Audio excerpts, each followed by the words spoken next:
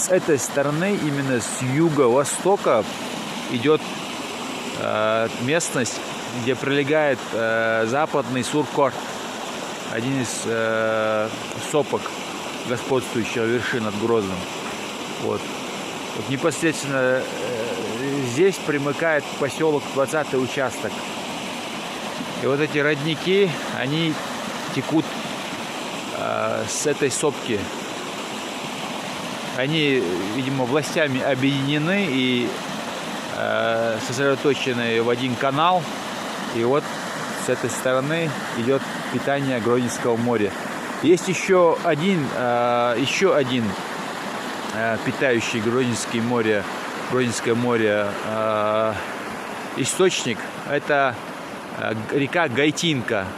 Она где-то вот здесь, скорее всего, на той стороне где-то впадает